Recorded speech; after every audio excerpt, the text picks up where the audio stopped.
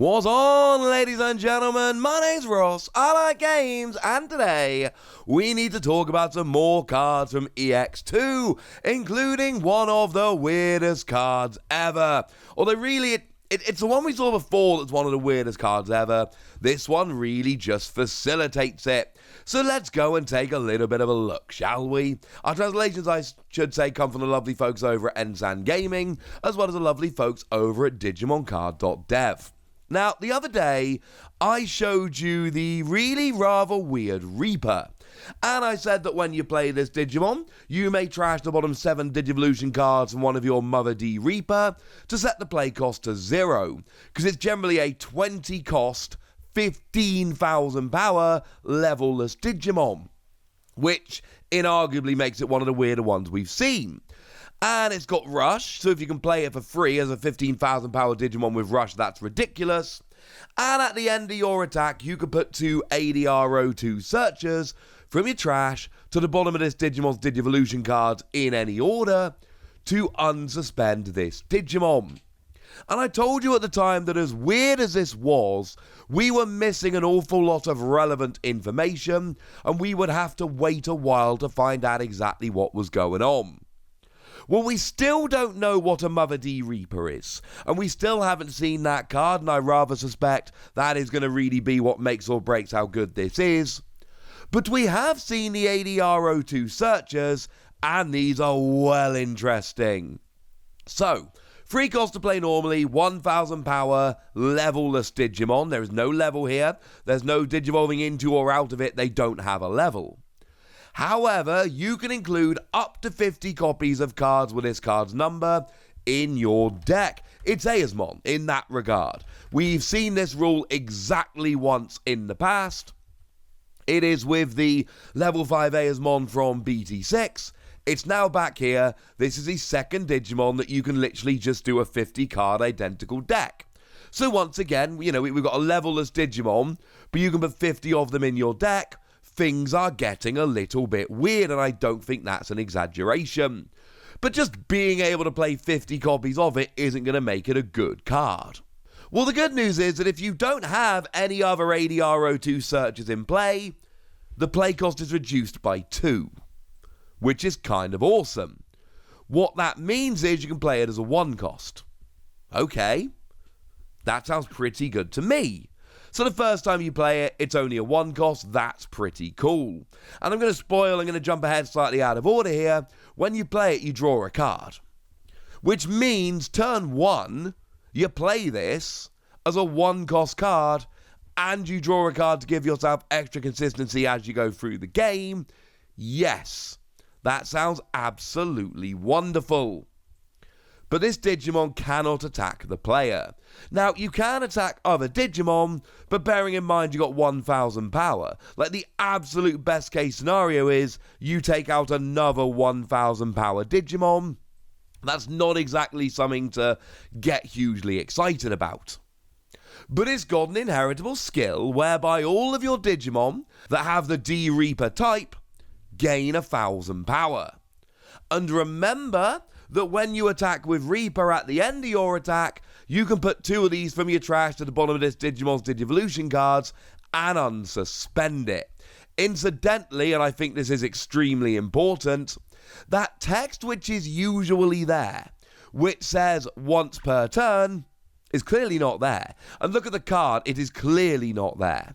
So not only can you put 2 cards under to unsuspend, but you gain an extra 2,000 power when you do so, and if you've got enough of these ADR-02 searches in your trash, you can keep attacking and keep unsuspending. You don't need to be able to read Japanese. That little box which is always there saying once per turn isn't there. You can see that on the card. So this is all extremely strange and extremely weird. Levelless Digimon, we still need to see Mother D Reaper, but the fact of the matter is, this new ADR-02 searcher, and I'm sorry that is a mouthful and it's getting super annoying, I can play 50 copies of it. The first one is a 1 cost. I draw a card every time I play one. Oh yeah, and I can, if I can get enough of these in the trash, use this to unsuspend my Reaper over and over again. This is a really weird pair of cards. We don't know the whole story, but man, I want to know the whole story. There's a lot we're not being told here, and I, for one, would like to know sooner rather than later. Now, we do have a new Digitama coming in here. It is Hotmon, and like all good Digitama, what we have here is essentially one Digimon with one inheritable skill, which will hopefully help the rest of your deck. And it reads, when you have a Black Tamer in play, this Digimon gains 1,000 power.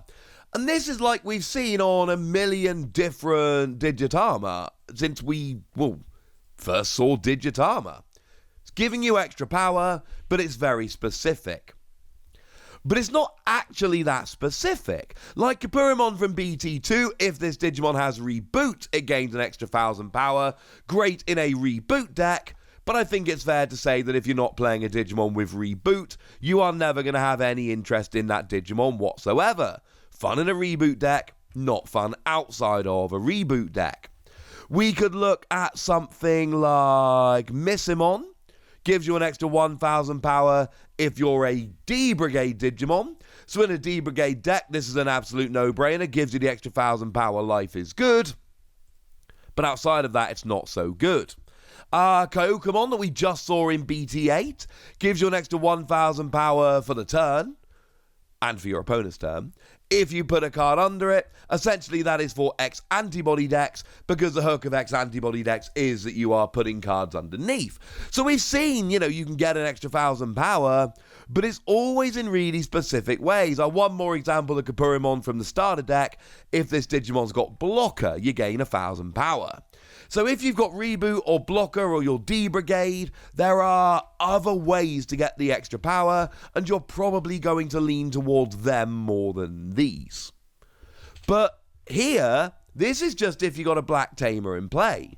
Now, the in-play thing is rather important, because it's not just playing a Black Tamer, it's actually playing a Black Tamer and getting it into play.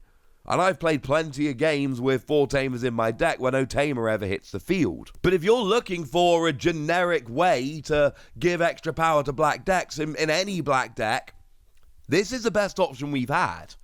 And I'll be perfectly honest with you, no, it's not perfect. And no matter how many Tamers you're playing, you could whiff. And not all black decks are going to play Tamers, but extra power is good. We see a bunch of Digitama that give extra power, seeing a bunch of play. So, quite frankly, yeah, this is pretty gosh darn cool. And there is one more Digimon I want to have a little bit of a chat about today. It is a new Monodramon, and this one is going to fit quite nicely with what we just talked about.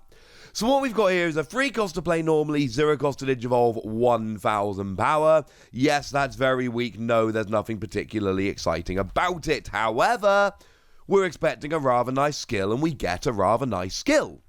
When you play it, reveals the top 4 cards of your deck, add all the Black Tamers from among them to your hand, and place the remaining cards at the bottom of your deck in any order. Okay. Well, I just told you that even when you're playing a bunch of Tamers, there's no real guarantee that you're going to always be able to draw into the Tamers at the right time. This isn't going to guarantee you draw into the Tamers at the right time, let's be perfectly clear. But it is absolutely going to make it a lot more likely that you are going to draw into the Tamers at the right time. And that's what's important here. Again, if you're not playing a Tamer-hungry black deck, this is probably not for you. And that's absolutely fine. But if you are playing a big Tamer-hungry deck, this is pretty gosh darned awesome. And we've seen in other colours, we've had evolution lines that have really just relied on Tamers.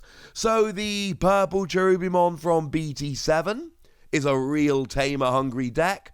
Obviously, the original is Shine Greymon, which, that one kind of loves the Tamers, does it not? And it looks like black is headed that way in this particular set. It looks like this is going to be a set where playing a whole bunch of Tamers in black is going to be a rather large advantage. And in that regard, having a Digitama that gives you extra power when you've got Tamers in play is clearly a good thing. Having a level 3 that can search out those Tamers is clearly a very, very good thing. I think we've only seen the beginning of this. But now, ladies and gentlemen, I want to hear from you guys. I want to know what you think about this. I want to know if there are any Black Tamer decks that you want to get rather excited about. So let me know in the comment section, would you? Go nuts! Be nice! And then make sure you like this video, subscribe to this channel, follow me on Twitter at TheWasi. That's where we talk Digimon and a whole bunch of other card games. And please do consider checking out patreon.com/PTCGradio, where you can support the channel, get some bonus podcasts and all kinds of fun things. But by far the most important thing, as always, look after yourself till next time, would ya? Thank you very much for watching. My name's Ross, and you've been watching Wasi Plays.